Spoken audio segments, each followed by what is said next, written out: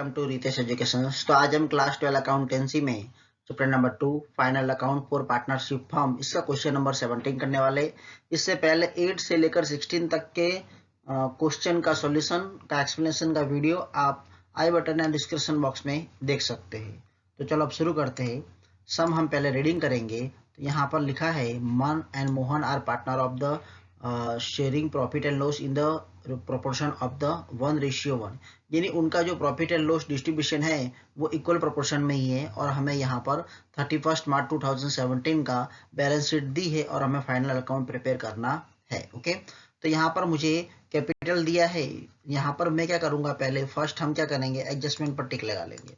पहले हम some reading करेंगे, देन आफ्टर एडजस्टमेंट पे टिक लगाएंगे। यानी एडजस्टमेंट पे टिक लगाने का मीनिंग क्या, वो रकम हम अंदर लिखेंगे और दूसरी जो रकम है अनदर वो हम बाहर लिखेंगे। ओके, यहाँ पर क्लोजिंग स्टॉक दिया है, चलो क्लोजिंग स्टॉक की तो एंट्री हम कर डालेंगे। डेप्रिसिएशन मशीन पर काउंटिंग करना है और बिल्डिंग पर करना है बराबर। तो मशीन ये रहा एंड बिल्डिंग कहाँ पर है, बिल्डिंग ये रहा, इस पर टिक लगा लो। आप अपने टेक्स्ट बुक में टिक लगा सकते हो, यानी ये रकम हमें अंदर लिखनी है। स्टेप बाय स्टेप चलोगे तो कोई भी पॉइंट छूटेगा नहीं, आपका एक भी पॉइंट मिस नहीं होगा। डेटर कितने हैं, 10,000 है, उसमें से हमें बैड डेब्ट भी रिजर्व भी प्रोवाइड करना है। तो चलो डेटर, कस्टमर मतलब होता है डेटर, ओके, और सप्लायर मतलब होता है क्रेडिटर। अब यहाँ पर मुझे बैंक ओवरड्राफ्ट का इंटरेस्ट जो है वो रिमेनिंग है, यानी बैंक ओवरड्राफ्ट मेरा कहाँ है, ये देखो कैश एंड बैंक बैलेंस दिया है ना, ये एसेट साइड का जो है वो हमारा कैश बैलेंस है और ये हमारा बैंक ओवरड्राफ्ट है, यानी ये हमारा बैंक ओवरड्राफ्ट ने BOD है। ओके, इस पे भी टिक लगा लो। देन आफ्टर यहाँ पर यह सेल बुक में रिटर्न है, मिस आउट हो गया है। तो सेल कहाँ है, sale sale sale sale sale sale sale sale ढूंढो बच्चों, ढूंढो ढूंढो ढूंढो ढूंढो। Good return purchase of machine, ये रहा सेल। ओके, तो सेल में भी हमें एडजस्टमेंट करनी है। अब हमारे हिडन एंट्री कौन कौन सी है, तो ये तो हमारा ओपनिंग स्टॉक है, ये हिडन नहीं है। ओके, एक तो ये भी है परचेस ऑफ द मशीन, ये तो मशीन में ऐड हो जाएगा। देन आफ्टर 8% गवर्नमेंट की लोन है, ये भी हमारे हिडन है।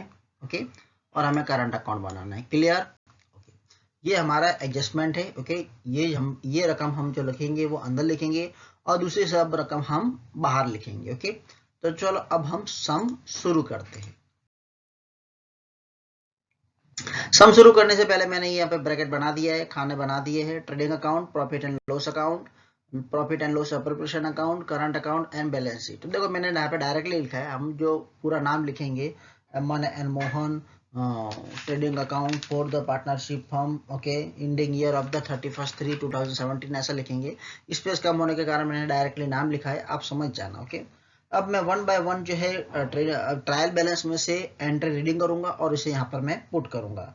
पहला हमें दिया है कैपिटल एंड ड्राइंग दिया है बराबर। जब भी करंट अकाउंट दिया होगा तो कैपिटल हम बैलेंस शीट में लिखेंगे। तो यहाँ पर मैंने कैपिटल बैलेंस शीट में लिखा। कैपिटल जो क्रेडिट साइड की जो अमाउंट है वो हमारा कैपिटल है, यानी 2,80,000 एंड 2,20,000। देन आफ्टर जो डेबिट साइड में वो हमारी ड्राइंग है, तो ड्राइंग हम कहाँ लिखेंगे, करंट अकाउंट में डेबिट साइड लिखेंगे। तो ड्राइंग अकाउंट कितना है, 3,000 एंड 4,500। परचेस एंड सेल दिया है बराबर। तो डेबिट साइड का हमारा परचेस रहेगा एंड क्रेडिट साइड का हमारा सेल रहेगा। यानी डेबिट साइड कितना है 80,000 एंड सेल कितना है क्रेडिट साइड का 1,20,000। परचेस 80,000 आएगा और सेल मेरा 1,20,000 आएगा। एडवर्टाइजमेंट एक्सपेंस हमारा एक्सपेंस है, खर्चा है, यानी वो प्रॉफिट एंड लॉस में डेबिट साइड आएगा। Advertisement expense 7,000 rupees. Carriage outward, देखो कैरियज इनवर्ड ट्रेडिंग अकाउंट में आता है, लेकिन आउटवर्ड जावक माल गाड़ी भाड़ा जो है वो हमारा प्रॉफिट एंड लॉस में आएगा क्योंकि ये हमारा एक्सपेंस है 850। मशीन हमारी एसेट है, तो हम मशीन अकाउंट, मशीन जो है वो एसेट साइड लिखेंगे। मशीन अंदर हम लिखेंगे क्योंकि इसकी एडजस्टमेंट है 1,50,000। परचेस ऑफ ऑफिस मशीन और अनदर मशीन भी मैंने परचेस कर ली है, वर्ष की शुरुआत में की है, यानी प्लस एडिशन कर लूंगा 40,000। इन दोनों का टोटल मिला के 190,000 हो जाएगा। देन आफ्टर बिल्डिंग है, बिल्डिंग 2,50,000 है, इस पे भी एडजस्टमेंट है तो हम रकम अंदर ही लिखेंगे, बिल्डिंग 2,50,000। ऑफिस सैलरी हमारा एक्सपेंस है तो प्रॉफिट एंड लॉस में डेबिट साइड लिखेंगे, office salary 15,000। Customer and supplier, तो कस्टमर हमारे डेटर से एंड सप्लायर हमारे क्रेडिटर से। ओके, तो कस्टमर कितना आएगा, डेबिट साइड का हमारा डेटर रहेगा 25,000 एंड क्रेडिट साइड का हमारा क्या रहेगा, सप्लायर रहेगा यानी क्रेडिटर रहेगा। ओके, 35,000 और कस्टमर हमारा 25,000। गुड रिटर्न है तो डेबिट साइड का जो है वो सेल रिटर्न है और क्रेडिट साइड का हमारा परचेज रिटर्न है। परचेस हमारा डेबिट होता है और सेल हमारा क्रेडिट होता है, उससे अपोजिट एंट्री जो है वो रिटर्न में आएगी। ओके, यानी मैं यहाँ पर लिखूंगा, देख सकते हो आप, डेबिट साइड का मेरा क्या रहेगा, सेल रिटर्न रहेगा यानी 16,000 माइनस करके 1,04,000 आएगा एंड क्रेडिट साइड का जो हमारा 14,000 है वो परचेज रिटर्न रहेगा, इसको माइनस करेंगे तो बाहर आप 66,000 लिख लोगे। अब वेट चार्ज है यानी वेट चार्ज जो है वो हमारा ट्रेडिंग अकाउंट में एक्सपेंस आएगा, क्योंकि ये धंधा से लगता खर्चा है, जो भी बिजनेस से लगता जो भी एक्सपेंस होता है वो ट्रेडिंग अकाउंट में आता है। तो वेट चार्ज 450 हमारा कहाँ पर आएगा, ट्रेडिंग अकाउंट में आएगा। लोन ऑफ मन, अब मन ने लोन ली है, बराबर, मन ने लोन ली है, ये हमारी लाइबिलिटी से क्रेडिट साइड की दी है, तो लाइबिलिटी साइड हम लिखेंगे लोन ऑफ मन 10,000 रुपीज। कस्टम ड्यूटी, ये भी धंधे से लगते एक्सपेंस है यानी वो ट्रेडिंग अकाउंट में ही आएगी। क्या लिखेंगे, सॉरी, यहाँ पर कस्टमर ड्यूटी लिखा है और यहाँ पर कैरिज इनवर्ड लिखा है 1,300 रुपया। ओके, आप समझ सकते हो। गुड्स स्टॉक, देखो अब ये टेक्स्ट बुक में आपका वो वैसा लिखा होगा। गुड्स स्टॉक जो है वो देख लेते हैं क्या दिया है, कस्टम ड्यूटी दी है। ओके, कस्टम ड्यूटी या दोनों इसी आएगा, इधर ही आएगा, बराबर, ठीक है। चलो, अब ये गुड स्टॉक दिया है वो हमारा ओपनिंग स्टॉक है, क्योंकि वो 1/4/2016 का दिया है, 1 अप्रैल का दिया है, यानी हमारा ओपनिंग स्टॉक रहेगा। ओपनिंग स्टॉक जो है ट्रेडिंग अकाउंट में डेबिट साइड आएगा 42,000। देन आफ्टर ट्रेडिंग एक्सपेंस है, ट्रेडिंग एक्सपेंस कहाँ पर आएगा, खर्चा है तो प्रॉफिट एंड लॉस में डेबिट साइड आएगा। ट्रेडिंग एक्सपेंस कितना आएगा, 1,300। अब वेजेस एंड आउटस्टैंडिंग वेजेस दिया, देखो वेजेस हमारा एक्सपेंस है और आउटस्टैंडिंग वेजेस हमारी लाइबिलिटीज है, बराबर, यानी एक्सपेंस जो है वो डेबिट साइड की एंट्री होगी और लाइबिलिटीज हमारे क्रेडिट साइड की एंट्री होगी। यानी वेजेस हमारा जो है 750 जो है वो ट्रेडिंग अकाउंट में आएगा, 750 डेबिट साइड आएगा एंड आउटस्टैंडिंग वेजेस जो है वो लाइबिलिटीज है, यानी हम बैलेंस शीट में लिखेंगे आउटस्टैंडिंग वेजेस कितना है, 2,600। Commission paid in advance, commission हमने एडवांस में पेड कर दिया है तो ये हमारी एसेट होगी, commission paid in advance. Okay, तो हम एसेट साइड लिखेंगे 350 रुपया। Bank account and cash account ये दिया है, यानी एक हमारा कैश बैलेंस होगा और दूसरा हमारा बैंक ओवरड्राफ्ट होगा, याद रखना। देखो, जो डेबिट साइड एंट्री होगी वो AE और क्रेडिट साइड होगी LI, बराबर। A मतलब एसेट, E मतलब एक्सपेंस, L मतलब लायबिलिटीज एंड I मतलब इनकम। यानी हमारा कैश बैलेंस जो है वो कितना रहेगा, यहाँ पर आप देख सकते हो 20,700 एंड जो क्रेडिट साइड की एंट्री जो है वो हमारा बैंक ओवरड्राफ्ट रहेगा। वो मैंने अंदर क्यों लिखा, क्योंकि इस पे एडजस्टमेंट है। इंटरेस्ट ऑन लोन, अब ये जो मन ने लोन लिया था उसका इंटरेस्ट जो है वो पूरा कर दिया है, इसलिए भर दिया है, जितना बाकी होगा हम आगे काउंटिंग करेंगे। ये हिडन एंट्री रहेगी, इंटरेस्ट ऑन लोन हमारा प्रॉफिट एंड लॉस में डेबिट साइड आएगा। Interest on in 8% government security है, तो यहाँ पर ये हमारी एसेट है, हमने गवर्नमेंट सिक्योरिटी में पैसा डाला है तो ये हमारे एसेट साइड आएगा, 8% सिक्योरिटी 30,000। करंट अकाउंट जिस साइड का दिया उसी साइड हमें लिखना है, मन का डेबिट साइड दिया है तो डेबिट साइड और मोहन का जो है क्रेडिट साइड दिया है तो हम क्रेडिट साइड लिखेंगे, 1/4/2016 लेकर 8,000 एंड 12,000। अब हम आ जाते हैं एडजस्टमेंट पर। The value of the closing stock is 80,000, its market value is 10% मोर। अगर मोर है तो हमें नहीं देखना है, लेस है तो हमें देखना है। ओके, यानी मोर पे हमें कोई काउंटिंग नहीं करनी है, यानी हम क्लोजिंग स्टॉक जो है वो 80,000 की ही एंट्री करेंगे। तो इसकी दो एंट्री होगी एडजस्टमेंट की, एक होगी ट्रेडिंग अकाउंट में क्रेडिट साइड होगा क्लोजिंग स्टॉक 80,000 एंड जो अनदर एंट्री होगी क्लोजिंग स्टॉक वो बैलेंस शीट में एसेट साइड होगी closing stock 80,000। Provide depreciation at the 10% on machine and building, तो मशीन पर हमें 10% जो है वो डेप्रिसिएशन देना है। देखो ये जो डेप्रिसिएशन, ये जो मशीन है 1,50,000 और ये वर्ष के पहले दिन ही खरीद लिया है, यानी 1,90,000। हमें कोई तारीख का कोई इश्यू नहीं है, अगर 6 महीने का होता तो हम 6 महीने का काउंटिंग करते, इसलिए यहाँ पर 1,90,000 का 10% 19,000 आएगा, इसे माइनस कर लेंगे तो 1,71,000 आएगा। और इसकी दूसरी एंट्री जो होगी वो प्रॉफिट एंड लॉस में डेबिट साइड आएगी। हम लिखेंगे depreciation of machine 19,000। Then after है बिल्डिंग। चलो बिल्डिंग हमारे कितने हैं, लाख की है, 2,50,000 है, तो इसका 10% हमारा कितना होगा, 25,000 होगा। माइनस करके 2,25,000 हम बाहर लिखेंगे और इसकी दूसरी एंट्री प्रॉफिट एंड लॉस में डेबिट साइड लिखेंगे। बिल्डिंग अकाउंट कितना 25,000, यानी बाहर इन दोनों का टोटल लेके हम 44,000 लिख लेंगे। अगर आपको depreciation of machine and depreciation of building अलग अलग लिखना है तो भी कोई इश्यू नहीं है। Debtor of the 10,000 become insolvent, 50% amount will be received as per instruction of his receiver, provide 5% bad debt reserve। देखो तीसरी एडजस्टमेंट दिया है कि डेटर हमारे जो थे उसमें से 10% जो वो इंसॉल्वेंट हो गए, यानी नादार हो गए, यानी वो उनका दिवाला निकल गया है, वो पैसा हमारा आने वाला नहीं है। लेकिन इससे पहले हमें जो एडजस्टमेंट नंबर 5 है वो रीडिंग करना है, बराबर, तभी हमारा आंसर सॉल्व होगा। तो यहाँ पर देखो एडजस्टमेंट नंबर 5 में क्या दिया है, इसलिए मैं बोलता हूँ कि पहले सम रीडिंग कर लो। Goods of the 2000 is miss out to record sale return book, यानी 2000 का माल जो है वो सेल रिटर्न बुक में लिखना रह गया है, बराबर, रिटर्न हो गया है, यानी कस्टमर में से मुझे 2000 का माल रिटर्न हो गया खराब होने के कारण, यानी मेरे कस्टमर कितने रहे, रिटर्न हो गया तो 23,000 के रहे।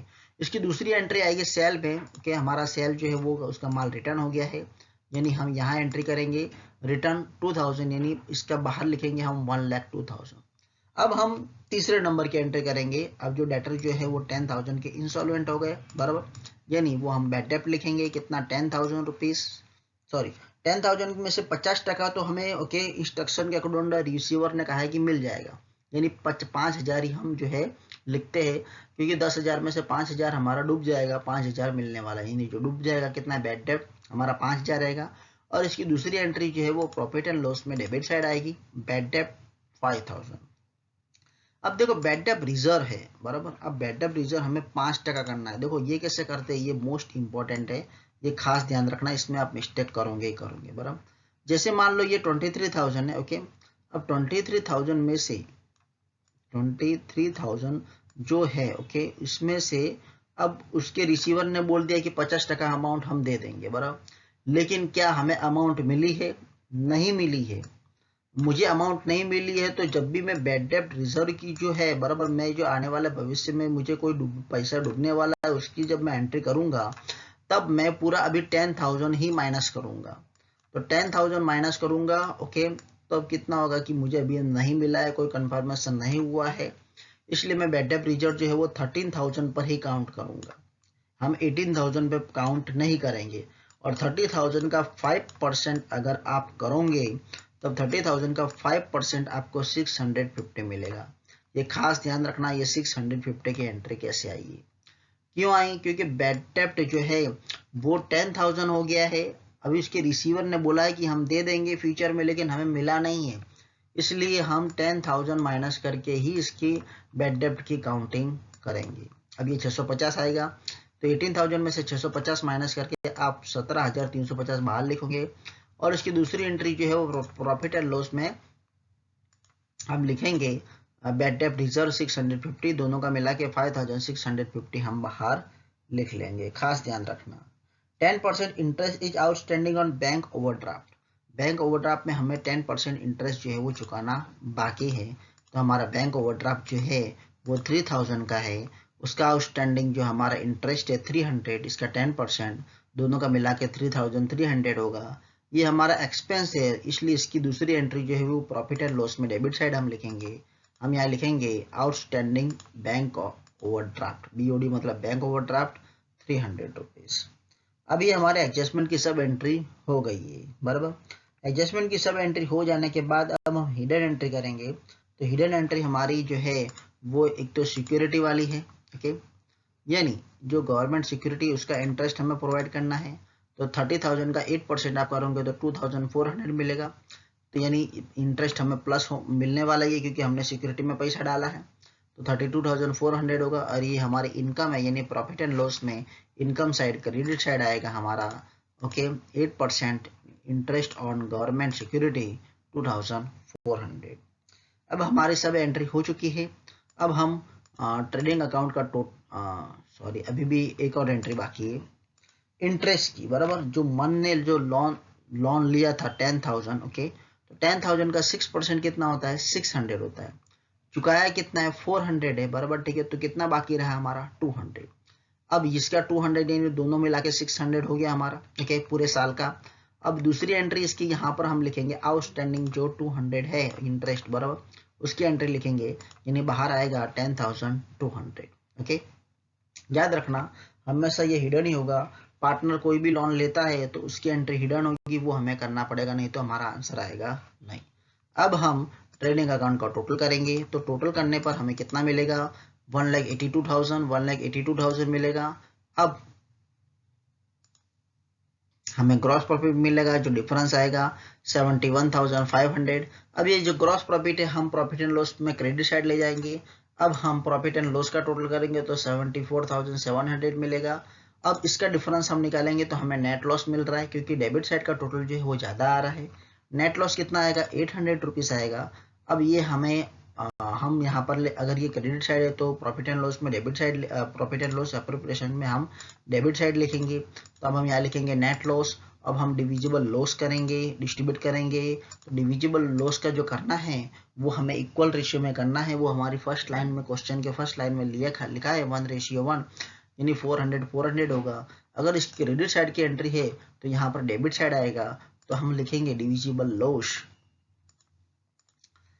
400 और इसका करने के बाद हम टोटल करेंगे। मन का टोटल आ रहा है 11,400, यानी इसकी बैलेंस सीडी जो है वो क्रेडिट साइड आएगा 11,400 एंड मोहन का जो है वो क्रेडिट साइड का टोटल 12,000 आ रहा है।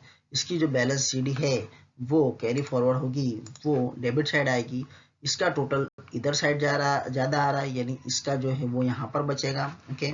कहाँ पर, इसकी जो बाकी यहाँ आएगी, और ये जो मोहन है, बराबर, ठीक है, इसकी बाकी यहाँ आएगी। अब जो जिस साइड है उस साइड लिख दो। ये डेबिट साइड है तो यहाँ लिख दो, क्रेडिट साइड है तो यहाँ लिख दो। करंट अकाउंट तो बहुत इजी है, यानी current account of the Mohan and current account of the मन।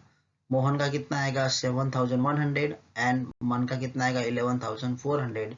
इसका आप टोटल करोगे तो 5,58,000 आएगा, और यही हमारा आंसर होगा। आई होप आपको ये मेरा वीडियो पसंद आया होगा और समझ में भी आया होगा। अगर कोई भी डाउट पड़े तो आप कमेंट बॉक्स में कमेंट कर सकते हैं, okay. Thank you for watching video.